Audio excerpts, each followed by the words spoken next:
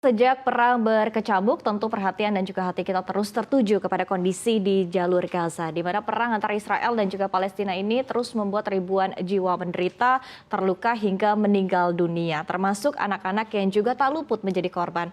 Bahkan update terbarunya untuk korban sendiri juga sudah menyentuh 10.000 ya. Dan di satu sisi kita harus mendengarkan informasi ataupun juga berita terkait dengan anak-anak yang harus kehilangan orang tua dan juga mereka yang bertahan pun juga sulit untuk mendapatkan akses kesehatan, air bersih, makanan, hingga listrik. Sekali lagi, karena ini berkaitan dengan isu kemanusiaan sehingga perlu menjadi concern kita bersama. Melihat kondisi ini, berbagai dukungan kepada Palestina pun terus mengucur deras dari berbagai penjuru dunia. Geram akan tindakan Israel, para pendukung Palestina pun tegas melantangkan aksi boykot akan produk-produk Israel maupun produk yang dianggap terafiliasi atau mendukung Israel. Lalu seperti apa detailnya? Kita akan simak dalam deretan produk dan perusahaan pro-Israel yang diboykot.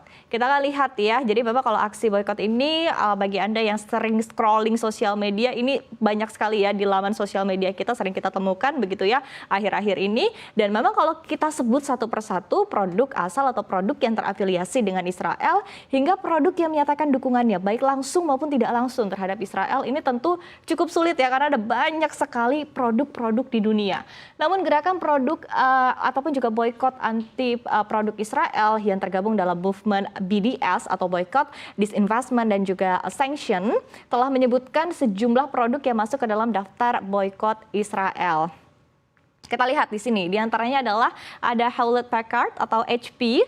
Perusahaan teknologi ini disebut menyediakan dan juga mengoperasikan teknologi yang digunakan oleh Israel untuk menjaga sistem apartheid dan juga kolonialisme oleh Israel. Kemudian kita lihat berikutnya ada Siemens yang diklaim terlibat dalam usaha ilegal Israel untuk pembangunan Euro-Asia Interconnector di pemukiman Palestina. Next kita lihat juga ada Puma. Ini ada salah satu produsen pakaian olahraga terkemuka di dunia, juga ikut ya masuk ke dalam daftar boykot karena telah menjadi sponsor internasional tunggal untuk Asosiasi Sepak Bola Israel atau IFA. Kemudian kita lihat juga ada AXA, perusahaan asuransi yang disebut-sebut melakukan investasinya di bank-bank Israel. Kemudian ada juga Soda Stream yang ini adalah mesin untuk membuat soda atau minuman berkarbonasi di rumah. Kemudian ada juga Ahava.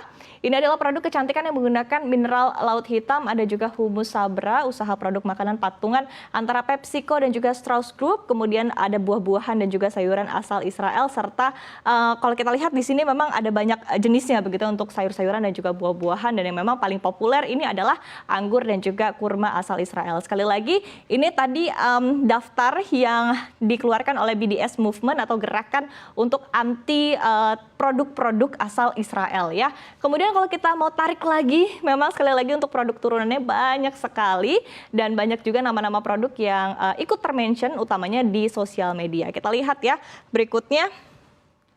Seperti apa? Jadi ramainya aksi boykot ini juga tentu tidak lepas nih ya dengan nama-nama produk makanan dan juga minuman asal negara-negara barat. Seperti kita lihat di sini ya.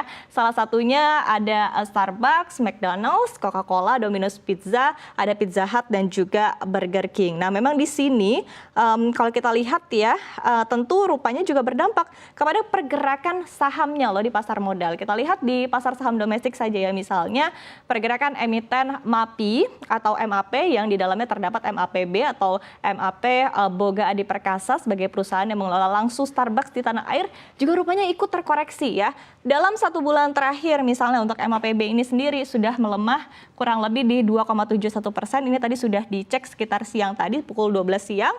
Kemudian kita lihat juga untuk MAPI atau MAPI ini terkoreksi dalam 1 bulan terakhir ya di 17,84% pelemahannya. Nah, tapi ini cukup menarik kalau kita lihat ya kondisinya dengan yang ada di Amerika Serikat ataupun juga Wall Street, di mana sebetulnya saham Starbucks ini sempat turun nih sejak aksi pengeboman yang sudah berlangsung begitu di 7 Oktober kemarin begitu ya, sejak perang berkecamuk di 7 Oktober sebetulnya untuk pergerakan saham dari Starbucks ini sempat turun sebentar begitu ya, namun sebelumnya kita lihat dalam beberapa waktu terakhir sudah ada penguatan yang cukup signifikan untuk emiten Starbucks. Nah, demikian juga untuk McDonald's, Coca-Cola, Domino's Pizza Pizza, Pizza Hut dan juga Burger King ini justru sahamnya bergerak naik begitu ya, meskipun sekali lagi aksi boykot ini juga ramai tidak hanya di domestik tapi juga di seluruh dunia. Dan bahkan sebetulnya kalau kita lihat ya, dari Starbucks sendiri ini dilaporkan penjualannya pun turun hingga 33% berkat adanya aksi boykot yang dilakukan oleh berbagai pihak. Nah,